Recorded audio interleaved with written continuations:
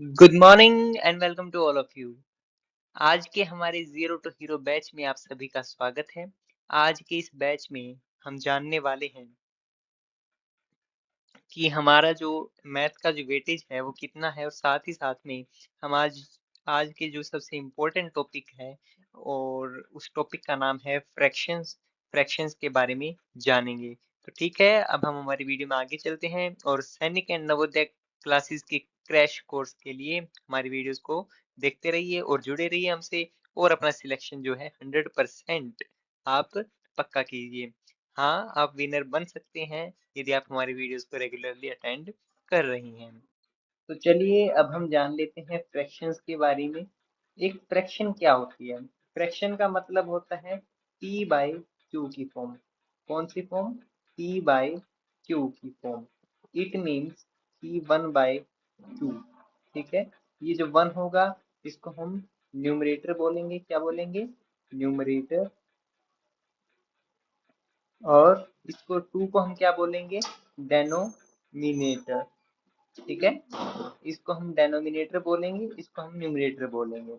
So 1/2 means that it is a fraction. Okay, so अब हमारे पास fractions के भी टाइप होते हैं। जैसे कि एक होता है प्रॉपर फ्रैक्शन, एक होता है इम्प्रॉपर फ्रैक्शन, एक होता है मिक्स्ड नंबर। ठीक है, प्रॉपर फ्रैक्शन का मतलब क्या है? जब न्यूमरेटर जो है छोटा होगा किससे? डेनोमिनेटर से। मतलब ये हमारा बड़ा होगा। ठीक है, कौन सा बड़ा होगा? ये हमारा बड़ा होगा। और हमारा ये छोटा कौन सा वाला होगा? छोटा हमारा ये वाला होगा। कौन सा वाला छोटा होगा? ये छोटा होगा।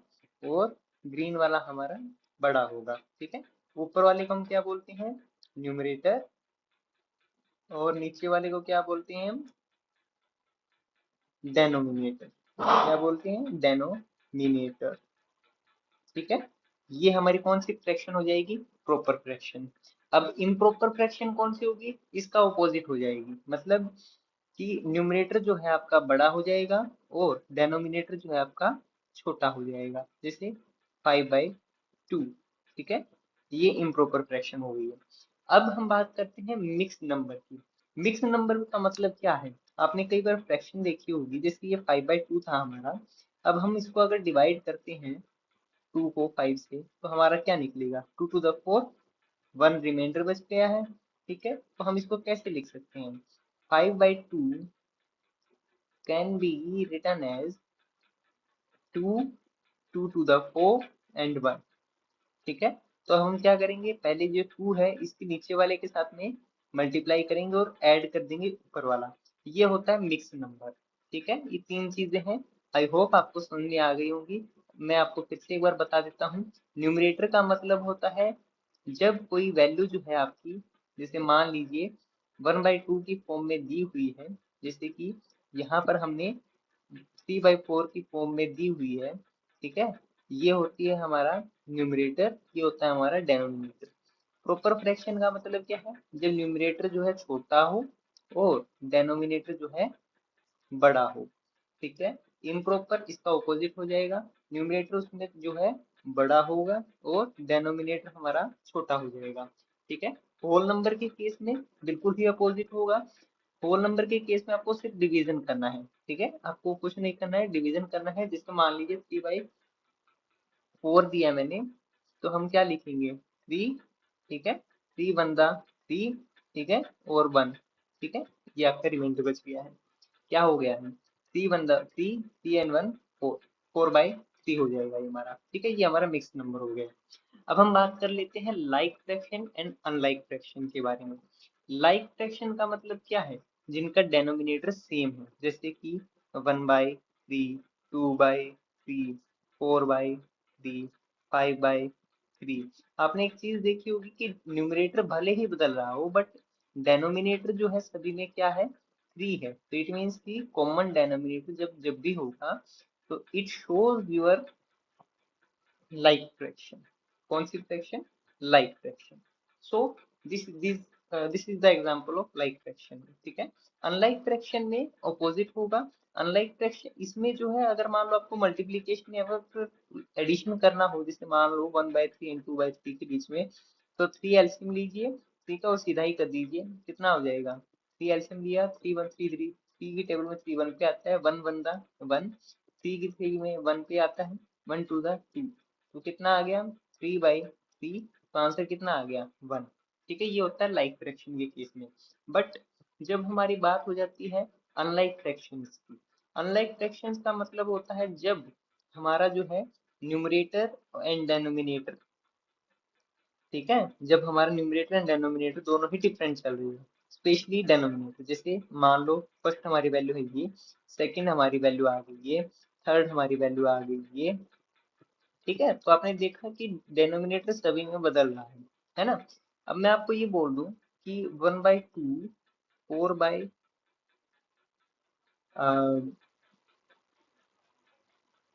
4/6, ठीक है, 7/8, क्या ये लाइक फ्रैक्शन है या अनलाइक फ्रैक्शन है? जी बिल्कुल, ये कौन सी फ्रैक्शन है? अनलाइक फ्रैक्शन है। कैसे है? क्योंकि इनका जो डेनोमिनेटर है वो चेंज हो रहा है। 2 3 8, ये देखो ये रिपीट नहीं हो रहा है और ना ही सेम है, तो इस वजह से ये अनलाइक फ्रैक्शन हो जाती है। तो अभी हम बात करेंगे कि लाइक एंड अनलाइक फ्रैक्शन में जब ये चीजें होती हैं तब इसमें क्या डिफरेंसेस होते हैं। वैसे मैं आपको एक बार एग्जांपल दे देता हूँ। जब भी अनलाइक फ्रैक्शंस की बात होगी तो तब उस समय हमें सबसे पहले उसका जो जो दोनों का जो डेनोमिनेटर है, जैसे 1/2 और हमने एक दूसरी वैल्यू दी थी हमें 2/3, है ना, तो ये दो वैल्यूज दी थी, तो हमें इन दोनों का एलसीएम लेना होगा पहले। 3 और 2 का एलसीएम कितना होगा? 6 एलसीएम होगा। तो हम इसको 6 कैसे बना सकते हैं और इसको कैसे 6 बना सकते हैं? जैसे मान लो 1/2 को हम 3 के साथ मल्टीप्लाई करें ऊपर नीचे, और 2/3 को हम मल्टीप्लाई करें 2 के साथ में, है ना, तो हमारा वैल्यू निकल आएगा। जैसे 3/6 इज इक्वल टू 4/6, है ना, निकल आया। अब इसको हम एडिशन भी कर सकते हैं। जैसे मान लीजिए मैंने बोल दिया एडिशन करना है, कितना आ गया 7/6, हो गया सोल्व। बस इस तरह से ये सोल्व होगा, कुछ ज्यादा नहीं करना है, बस इसी प्रकार से आपको इसमें आगे करते जाना है। तो ये आई होप कि आपकी समझ में आ गया होगा लाइक फ्रैक्शन क्या होती हैं, अनलाइक फ्रैक्शंस क्या होती हैं, और साथ ही साथ में proper, improper and mix fractions के बारे में भी आपको समझ में आ गया होगा। ये सभी चीजें जो है आपको सिर्फ नवोदय के एग्जाम में हेल्प नहीं करेगी, ना ही सैनिक स्कूल के एग्जाम में हेल्प करेगी। ये आपको क्लास 6 से लेकर के 8 तक का आपका जो है बेस बना देगी मैथमेटिक्स का। और आपका एक बार अगर मैथमेटिक्स का बेस बन जाता है तो अब आप ये मानकर चलिए कि आप जो है काफी सारी जो है चीजों को अपने आप से सोल्व कर सकते हैं और मैथमेटिक्स में माहिर बन सकते हैं। ठीक है, तो इसी के साथ में ये वाली स्लाइड हमारी कंप्लीट हो जाती है। फ्रैक्शंस के हमने सब टाइप्स को देख लिया है, अब हम क्वेश्चंस को सोल्व करने वाले हैं। इस क्वेश्चन में आपको कुछ नहीं करना, बहुत ही सिंपल सा क्वेश्चन है। 14/25 है, प्लस में 19/25 है, ठीक है। आपने 25 एलसीएम लेना है और ऊपर नीचे ऊपर वाली जो है दोनों वैल्यूज को ऐड कर देना है। 14 + 29 कितना हो गया? 33/25, ये आपका आंसर हो जाता है। क्या हो जाता है? ये आंसर हो जाता है। ठीक है, अब हम नेक्स्ट क्वेश्चन के ऊपर जाते हैं। तब यहाँ पर हमारे पास डिफरेंट डेनोमिनेटर्स हैं।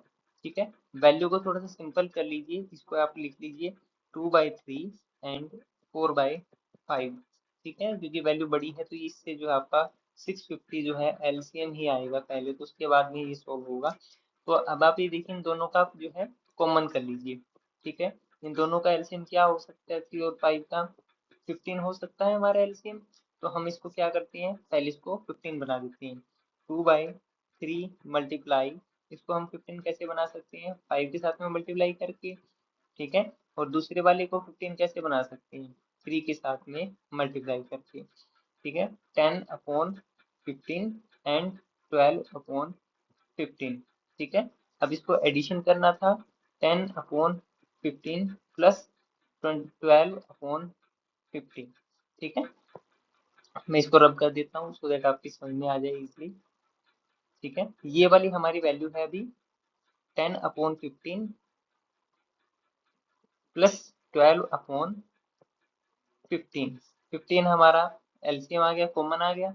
अब हम क्या कर सकते हैं इसको इसको हम 22/15 लिख सकते हैं क्योंकि इसको हमने ऐड कर दिया है। 10 + 12 को आप करेंगे तो आपका आंसर 22 आ जाएगा, और बाई में तो हमारे पास था ही, तो इसका आंसर कितना आ जाएगा 22/15। हमने वैल्यू क्या ली थी तो आपको पता ही है, 2/3 एंड 4 सॉरी 4/5 ली थी। ठीक है, तो ये डिफरेंट डेनोमिनेटर था। सेम डेनोमिनेटर होगा तब वही वाली चीज है, माइनस करना पड़ेगा, सब्ट्रैक्ट करना है। 14/25 माइनस 19/25, 25 हमारा कॉमन आ जाएगा। ठीक है, 14 माइनस 19 कितना आ गया, माइनस का 5/25, इसको आप कर दीजिए, कितना आ गया -1/5, क्या आंसर। ठीक है, आई होप कि इसमें आपको कोई डाउट नहीं होगा। जब भी सेम डेनोमिनेटर होगा तब तो बहुत इजी है, जब थोड़ा सा डिफरेंट होगा तब आपको बस थोड़ी सी मेहनत करनी पड़ेगी। इसमें भी एलसीएम जो है थोड़ा सा बड़ा आएगा, 650 आपका सिर्फ एलसीएम में आएगा। उसके बाद में आपको एक ऐसा नंबर लेना है जो कि इन दोनों को कॉमन बना दे, है ना। तो 650 बनाना है, तो इसको हम 26 के साथ में कर देते हैं और इसको 25 के साथ में मल्टीप्लाई कर देंगे, 650 आ गया। ठीक है, तो अब हम क्या कर सकते हैं, 14 लिख सकते हैं प्लस में 19 लिख सकते हैं, बस ऐसे ही सोल्व हो जाएगा जिससे हमने दूसरे वाले क्वेश्चन को सोल्व किया। देखिए, अब हम बात कर लेते हैं मल्टीप्लिकेशन की। ठीक है, इसमें कैसे करना होता है मल्टीप्लिकेशन। अगर मान लीजिए हमें ये नंबर दिया है, ठीक है, मल्टीप्लाई 19/25, अगर सेम वैल्यू रहती है तब आपको क्या करना है, इसको ऊपर वाले के साथ में, इसको नीचे वाले के साथ में, 625/14 मल्टीप्लाई 19 आप करेंगे तो कितना आंसर आ जाएगा, 9×4 = 36, 3 9×1 = 9, 9×3 = 126। ठीक है, 41662। ठीक है, कितना आंसर आ जाएगा 266/625। यहाँ पर क्या होगा, जब डिवीजन का साइन आ जाएगा, जैसे मान लीजिए 14/25 डिवाइड बाय 19/25 दिया हुआ है। In that condition what we have to do, we need to do we need to change this value, we need to change this symbol first। जैसे 14/25 था, इस डिवीजन को हम मल्टीप्लीकेशन कर देते हैं, 25 लिख देते हैं एंड नीचे 19 लिख देते हैं। जो चीज कट सकती है उसको हम काट देते हैं, जैसे 25 से 25 कट सकता है तो हमारा वैल्यू कितना आ जाएगा 14/19। ये हमारा आंसर आ गया है। आई होप कि आपको ये वाली चीज समझ में आई होगी, ये मैंने कैसे सोल्व की है। इस क्वेश्चन को देखिए आप एक बार। इस क्वेश्चन में दो चीजें बोली हुई हैं कि 7/10 जो है एक फ्रैक्शन का कुछ पार्ट रिप्रेजेंट करता है। ठीक है, पहली कंडीशन ये है। दूसरा ये बोल रहा है कि आपके पास 70 एप्पल है। कितने एप्पल हैं टोटल, 70 एप्पल हैं। ठीक है, तो 7/10 जो है 70 एप्पल्स का कितना होगा। 7/10 जो है मतलब 70 एप्पल है हमारे पास, 70 एप्पल किसको शो करते हैं, इज इक्वल टू 10। तो हमें उसका 7/10 निकालना है ना। तो 7/10 कितना हो जाएगा, 0 से 0 गया, मतलब 49 एप्पल्स जो है वो कितना शो करेंगे हमें, हमें शो करेंगे वो 7/10 आउट ऑफ टोटल एप्पल्स। ठीक है, तो ये इस प्रकार से सॉल्व हो जाएगा। ज्यादा मत्था नहीं मारना है, इसमें बहुत इजी क्वेश्चन है, जितना सिंपल हो सके उतना सिंपल बनाकर रखते हैं। नेक्स्ट क्वेश्चन के ऊपर हम चलते हैं। इस क्वेश्चन में बोला हुआ है if fraction is in its simplest form when the numerator and denominator have no common factor other than 1, determine 14/25 is in its simple form। ठीक है, तो ये बोल रहा है कि एक फ्रैक्शन है, अगर उसको हम सिंपलेस्ट फॉर्म में लिखते हैं और denominator and numerator have no common factor other than 1, determine if 14/28 को क्या हम सिंपल फॉर्म में लिख सकते हैं। सिंपल फॉर्म में लिखेंगे तो इसकी वैल्यू कितनी आ जाएगी 1/2, और इसने क्या बोला है 1, 1 के अलावा कोई भी कॉमन वन नहीं होना चाहिए। जी नहीं, ये नो, बिकॉज इस सिंपल फॉर्म में हम सिंपलेस्ट फॉर्म में हम इसको नहीं लिख सकते हैं। ठीक है, क्योंकि हमारे पास वैल्यू क्या आ रही है, 1/1 को हम 1 लिख सकते हैं, ठीक है, बट 1/2 को हम 1 नहीं लिख सकते हैं, तो सिंपल फॉर्म है।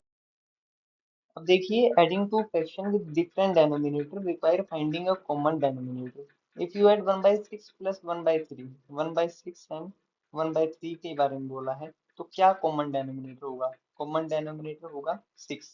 ठीक है, कैसे होगा? 3 एंड 6 का आप एलसीएम लेकर देख लीजिए। 3 से गया 2, 2 से गया 1/1, ठीक है, 6 आ गया हमारा। अब देखिए, 6 जब अब हमारा आया है, तो 6 की वैल्यू 6 हो जाएगी। ठीक है, इसको हम क्या लिख सकते हैं, 6 1 3 to the 6, तो आपकी वैल्यू कितनी आ गई, 3/6। इसको हम क्या लिख सकते हैं, 1/2, हमारा जो है आंसर हो जाएगा। ठीक है, वैसे कॉमन डिनोमिनेटर क्या होगा, 6 होगा। हमारा आंसर यहाँ तक ही सीमित हो जाना चाहिए था, बट ये मैंने आगे आपको सोल्व करके दिखा दिया है। नेक्स्ट क्वेश्चन के ऊपर जाते हैं। If 3/4 of a number is 18, what is the number? 3/4 is equal to 18 है, तो नंबर क्या होगा? जैसे मान लीजिए, लेट द नंबर बी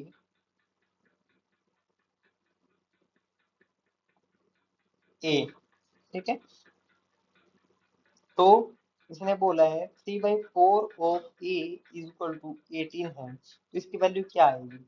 अब ये देखिए, 3/4 के साथ में मल्टीप्लीकेशन में क्या है, ए है, तो यहाँ पर ये डिवीजन में है, तो यहाँ पर मल्टीप्लीकेशन में चला जाएगा। अब देखिए क्या होगा, 3 × a = 18 × 4। अब यहाँ पर ये मल्टीप्लीकेशन में है, तो ये किसमें चला जाएगा, डिवीजन में चला जाएगा। ठीक है, तो कितना हो जाएगा, 3 6 18, 6 4 24। 24 वो एग्जैक्ट नंबर है जिसकी हमें तलाश है, और जिसका 3/4 जो है क्या होता है, 18 होता है। ठीक है, ये सिंपल है, इसको आप ऐसे भी करके देख सकते थे। अगर 3/4 = 18 दिया है, मतलब 6 3 18 एंड 6 4 24, तो ये ऐसे भी हो सकता है, सिंपल है। अगर आपको टेबल्स आते हैं तो आपके लिए बहुत इजी है ये, कोई भी क्वेश्चन डिफिकल्ट नहीं होता है, सिर्फ हमारी समझ के ऊपर डिपेंड करता है। और आपकी इसी समझ को विकसित करने के लिए हमने हमारा ये नया बैच स्टार्ट किया है, सो दैट आप सभी जो है इजीली जो है इन चीजों को समझ पाए। तो अभी यहाँ पर बात कर रहा है, एक केक जो है उसके अंदर 8 इक्वल पीसेज में उसको डिवाइड किया गया है। जैसे मान लीजिए ये केक था, ठीक है, इसको कितने हिस्सों में डिवाइड किया गया है, 8 हिस्सों में डिवाइड किया गया है। कितने हो गई है, 2 3 4 5 6 7 8, 8 इक्वल हिस्से हो गए इसके। इसके एक हिस्सा ये हो गया, एक हिस्सा ये हो गया, एक हिस्सा ये हो गया, एक हिस्सा ये हो गया, ठीक है, एक हिस्सा ये हो गया, एक हिस्सा ये हो गया, ठीक है, एंड एक हिस्सा ये हो गया, और एक हिस्सा ये हो गया। टोटल कितने हिस्से हो गए, 8 हिस्से हो गए। तो इसने बोला है, if you eat 3/8 of the cake, अगर हमने 3/8 मतलब 3 हिस्से खा लिए हैं, कितने हिस्से खा लिए हैं, ये मान लीजिए 1 2 एंड 3, ये वाले हिस्से हमने खा लिए हैं, तो कितना बचा हुआ है? अब मान लीजिए हमने ये छुपा दिया, ये वाला हिस्सा, ठीक है, मान लीजिए ये वाला हिस्सा हमने छिपा दिया, तब हमारे पास कितना केक जो अब तक बचा हुआ है, यही हिस्सा बचा हुआ है।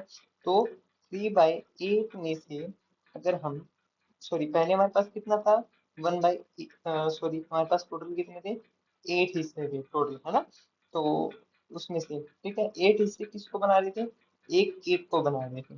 तो 1 केक में से अगर हम 3/8 माइनस कर देते हैं, इसमें मान लीजिए टोटल केक हमारे पास कितना था, total cake is equal to 1 1, ठीक है, उसमें से अगर हम 3/8 हिस्से जो है उसको टोटल हम बनाते हैं, और उसमें से अगर हम 3 हिस्से जो हम खा लेते हैं, तो आंसर कितना हो जाएगा, 1 है, ठीक है, 8 कॉमन आ जाएगा, -3 इज इक्वल टू, ठीक है, 5/8, ये हमारा राइट आंसर हो जाएगा।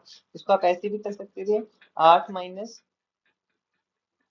3/8, आप ऐसे भी देख सकते थे इसको, 5/8 आपका सीधा आंसर भी आ जाता। दो तरीके हैं, दोनों में से जो भी आपको इजी लगे उन दोनों में से आप जो भी ट्राई कर सकते हैं। हालांकि दोनों में इजीएस्ट जो है वो आप ये देखिए कि एग्जाम पॉइंट पर आपके लिए कौन सा इजी रहेगा, वो सबसे इम्पोर्टेंट है। तो इस प्रकार से आप पढ़ते जाइए और आगे बढ़ते जाइए।